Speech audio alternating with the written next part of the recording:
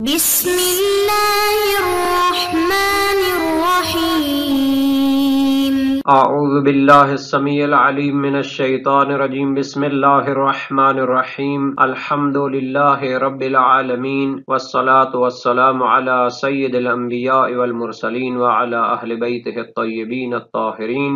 عزیز طلبہ، السلام علیکم ورحمۃ اللہ وبرکاتہ۔ اصول الکافی سبق 53 میں کتاب العقل والجہل کا 18واں حصہ ذکر ہونے والا ہے۔ سبق کو شروع کرنے سے پہلے خلاصہ جات کو دیکھ لیتے ہیں۔ گزشتہ سبق میں ہم نے کتاب عقل کی حدیث 12 کا دوسرا حصہ بیان کیا تھا۔ توحید باری تعالیٰ کے دلائل اور اقسام و انواع براہین ذکر ہوئی تھیں، اور اس درس میں ہم اسی حدیث کا تیسرا حصہ اور اس میں توحید باری کے دلائل اور براہین ذات باری تعالیٰ کی تنقیح بیان کریں گے۔ سب سے پہلے متن اصول کافی کو دیکھ لیتے ہیں۔ یہ ایک طولانی روایت ہے، اس میں بہت زیادہ آیات سے بھی اقتباس کیا گیا ہے، تو اس متن کو دیکھتے ہیں۔ فرمایا اعوذ باللہ من الشیطان الرجیم بسم اللہ الرحمن الرحیم ان فی خلق السماوات والارض واختلاف اللیل والنہار والفلک التي تجری فی البحر بما ينفع الناس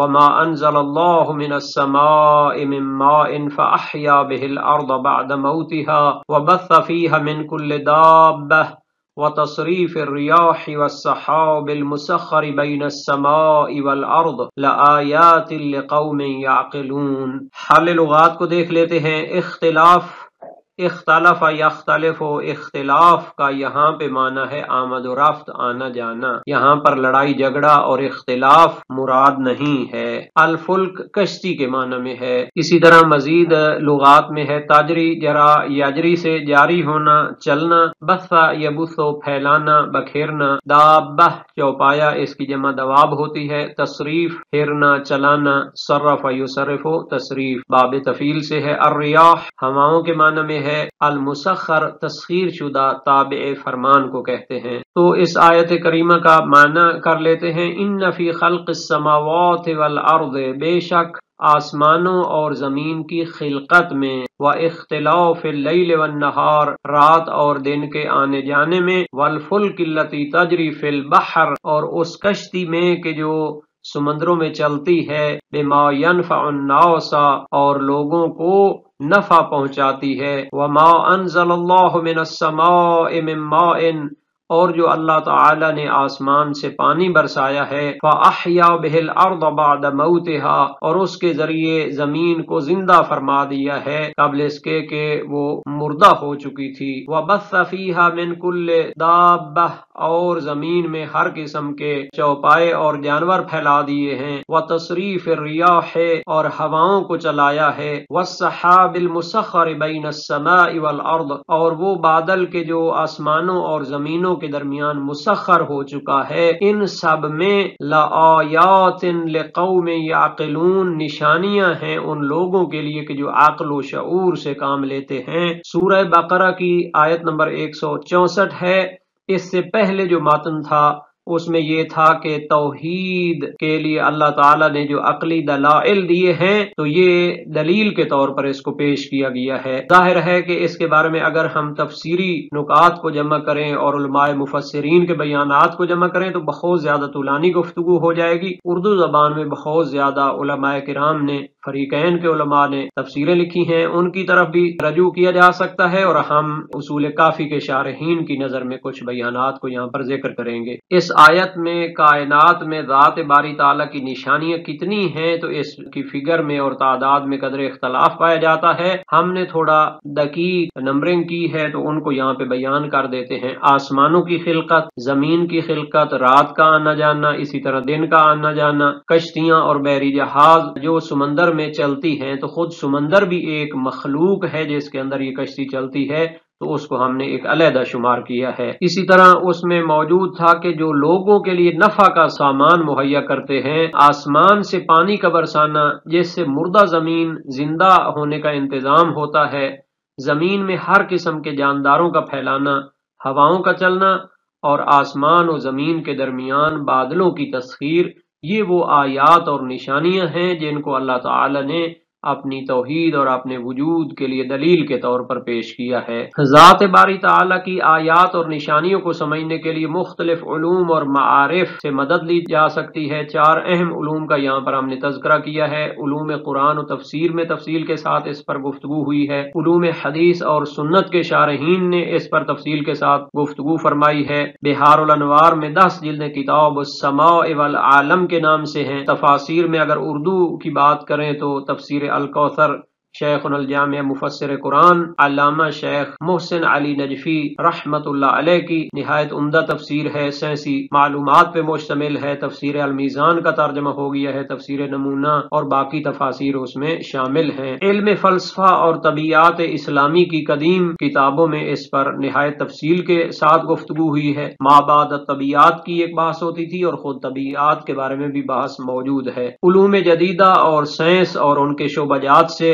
بھرپور اس سے استفادہ ہو سکتا ہے، اور ایک علم کلام اور علم عقائد کی کتابوں میں بھی اس پر تفصیل دی گئی ہے۔ جہاں تک شارحین کافی کا تعلق ہے تو اس آیت کے حوالے سے اور حدیث کے اس حصے کے حوالے سے علامہ ملا صدرہ شیرازی کی شرح اصول کافی کو دیکھ لیتے ہیں۔ انہوں نے فرمایا کہ اللہ تعالی نے اس آیت میں 8 قسم کے دلائل اپنے واجب الوجود ہونے کے، توحید کے اور ہر قسم کے نقائص سے پاک ہونے کے لیے بیان کیے ہیں۔ 8 فصلیں ذکر کرتے ہیں۔ پہلی فصل میں خلقت آسمان کے بارے میں گفتگو کرتے ہیں، قبل اس کے کہ وہ اپنا دلیل اور استدلال پیش فرمائیں۔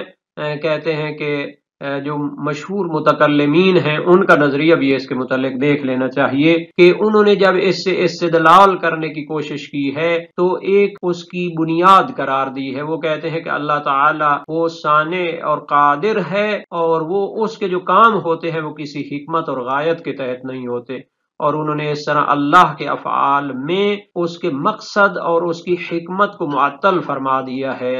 وہ فرماتے ہیں کہ اللہ تعالیٰ چونکہ فاعل کامل ہے اور تو اس کے کاموں میں کسی حکمت یا کسی غرض کو نہیں کہا جا سکتا، ورنہ تو وہ دوسرے کام کرنے والوں کی طرح اپنے مقصد کے تحت کام کرے گا اور اس کا محتاج شمار ہو جائے گا۔ وہ فرماتے ہیں کہ یہ نہایت ہی خطا نظریہ ہے، چونکہ اللہ تعالیٰ حکیم ہے تو اس کے کام میں جب حکمت اعلیٰ ہوگی تو وہ حکیم ہوگا۔ ہاں یہ الگ بات ہے کہ اس کی حکمت خود اللہ کی طرف نہیں پلٹتی، وہ مخلوقات کے کمال کے لیے وہ کام کرتا ہے، لیکن یہ جو مخلوقات ہوتی ہیں ان کی ماہیات فرق کرتی ہیں۔ شیطان کی ماہیت اور حقیقت گمراہ کرنا ہے، یہ نہیں کہا جا سکتا کہ اس کا کام فرشتے بھی کر سکتے ہیں۔ فرشتوں کی جو ماہیت ہے، جو حقیقت ہے، وہ نور ہے، وہ اللہ کی رحمت کو پہنچانے والے ہیں، تو باقی بھی اسی طرح انہوں نے تحلیل پیش کی ہے۔ اسی مقدمہ کے ساتھ جناب ملا صدرہ شیرازی دوسرے متکلمین سے اس آیت کے ضمن میں جو استدلالات کیے گئے ہیں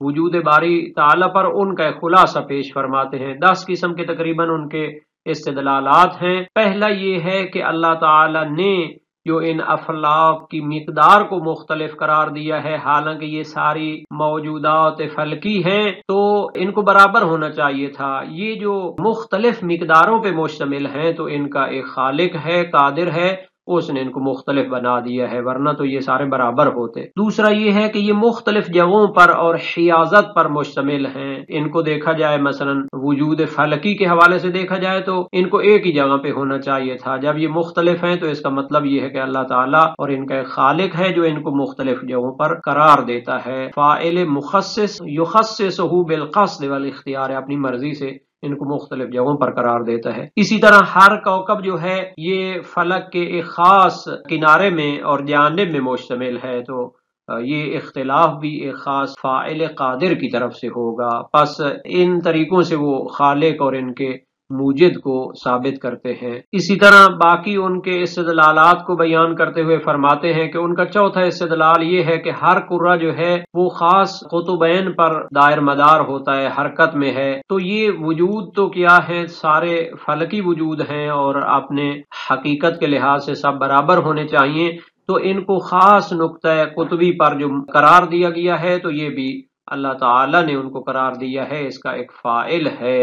اسی طرح فرماتے ہیں کہ اجرام فلکی حالانکہ اپنی طبیعت فلکیہ میں مشابہ ہیں تو ان کو خاص قسم کی حرکت عطا کی گئی ہے، کوئی سست ہے، کوئی زیادہ سپیڈ کے ساتھ جاری ہے، تو یہ بھی ان کا ایک خالق ہے جو ان کو حرکت دیتا ہے، اس کے لیے ایک محرک ہونا چاہیے بس اس سے بھی ثابت ہوتا ہے کہ ان کا ایک خالق مالک ہے جو ان کو منظم کرتا ہے۔ اسی طرح ان کا چھٹا استدلال پیش فرمایا ہے کہ ان کا ماننا ہے کہ یہ جو مختلف موجودات فلکی ہیں ان کی دو طرفیں ہوتی ہیں، ایک طرف سے یہ گرم ہوتے ہیں، ایک طرف سے رقیق ہوتے ہیں، تو یہ جو ان کے دونوں جانبوں سے مختلف حالات ہیں تو یہ بھی ان کا ایک خالق مالک ہے جو ان کو اس طرح قرار دیتا ہے، نہیں تو ان کو دونوں طرف سے برابر ہونا چاہیے۔ چھٹا استدلال ہے کہ یہ مختلف جہات میں حرکت کرتے ہیں، بعض مشرق سے مغرب کی طرف، بعض مغرب سے مشرق کی طرف، تو یہ جو مختلف جہات حرکت کے لیے ہیں یہ بھی ایک ان کا محرک ہونا چاہیے، مدبر ہونا چاہیے، وہ اللہ تعالیٰ کی ذات ہے۔ اسی طرح ہم ان کو دیکھتے ہیں کہ یہ متحرک ہیں، اس سے پہلے یا متحرک تھے یا متحرک نہیں تھے۔ اگر پہلے متحرک نہیں تھے تو پھر ان کی جو حرکت ہے وہ ایک محرک کی وجہ سے ہو سکتی ہے، اور اگر پہلے متحرک تھے تو یہ ممکن نہیں ہے کیونکہ یہ ممکن الوجود ہیں اور بغیر سبب کے یہ حرکت نہیں کر سکتے، تو اس کا معنی یہ ہے کہ اس کے لیے ایک محرک ضروری ہے۔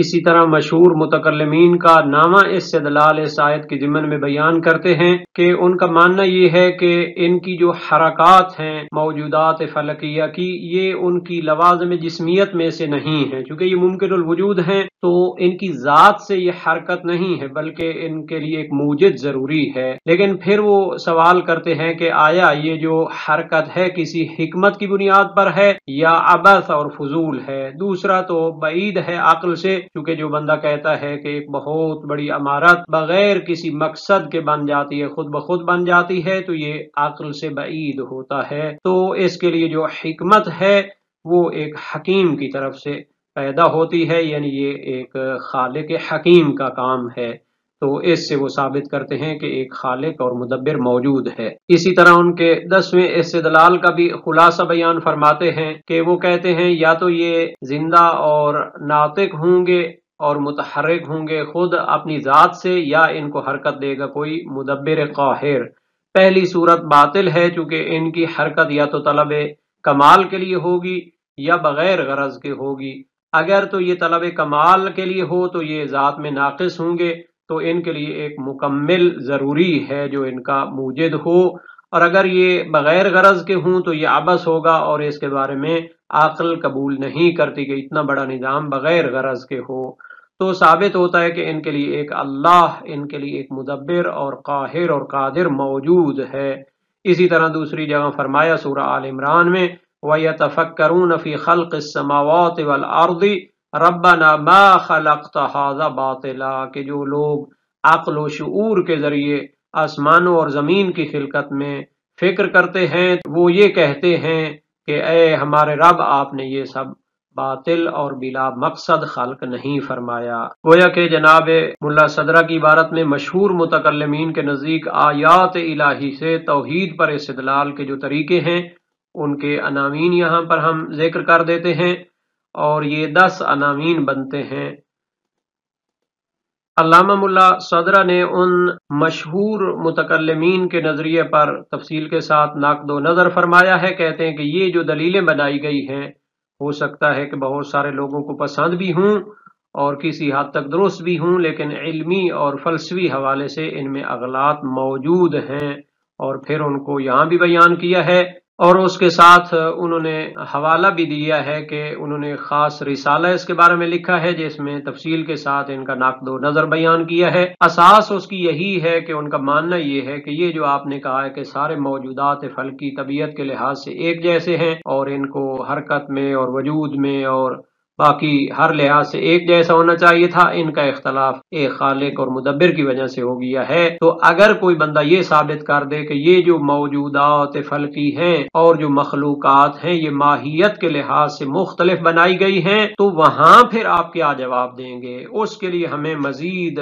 فلسفی اور عقلی استدلالات کی ضرورت ہے جن کو اپنے بیان میں وہ پیش کریں گے۔ جناب ملا صدرہ شیرازی فرماتے ہیں کہ ان آیات کے ذریعے جو توحید اور واجب الوجود پر استدلال کیا جاتا ہے اس کے جو صحیح براہین ہیں وہ 4 قسم کے ہیں، ان کو ہم بیان کرتے ہیں، اور فرض یہ ہے کہ یہ جو موجودات ہیں اپنی ماہیت اور حقیقت کے لحاظ سے مختلف ہوں۔ تب ان کو دیکھتے ہیں کہ جتنے بھی لاکھوں کروڑوں اربوں ان گنت کہہ سکتے ہیں کہ موجودات ہیں، سب موجودات ایک اساس میں مشترک ہیں، ممکن الوجود ہیں۔ ممکن الوجود یعنی اپنی ذات میں، اپنے وجود میں یہ مفتقر اور محتاج ہوتا ہے سبب اور علت کا۔ اس کے بارے میں ایک تفصیلی گفتگو ہے اور یہ مختلف علوم میں بیان بھی کیا جاتا ہے کہ ممکن الوجود جو ہوتا ہے یہ اپنی ذات میں، اپنے وجود میں آنے کے لیے بھی خالق و مالک کا محتاج ہوتا ہے، اور اپنے وجود کی بقا میں بھی ایک خالق و مالک کا محتاج ہوتا ہے۔ یہ وہ اصلی برہان ہے کہ جس کو کسی حوالے سے بھی چیلنج نہیں کیا جا سکتا۔ پھر اس استدلال کی انہوں نے اپنے انداز سے تفصیل بیان کی ہے کہ ظاہر ہے کہ اجسام و اجرام فلکیہ مختلف وجود رکھتی ہیں، ان کی حرکات، ان کی جو بھی خصوصیات ہیں، حقائق ہیں، بالآخر ممکن ہونے میں سب مشترک ہیں، اور ممکن اس کی ذات میں افتقار پایا جاتا ہے۔ خلاصہ یہ ہے کہ جتنے بھی موجودات فلکی ہیں، جتنے بھی اجرام فلکیہ ہیں، برہان کے ذریعے ثابت ہے کہ یہ سب ممکن الوجود ہیں، اور یہ خود اپنے خالق اور مالک نہیں ہو سکتے، چونکہ اس سے یا دور لازم آئے گا یا تسلسل لازم آئے گا، تقدم الشیء علی نفسہ ہی لازم آئے گا۔ تو ان کے لیے ایک خالق اور مالک واجب الوجود ہونا چاہیے جو ان سب کا خالق اور مالک ہے۔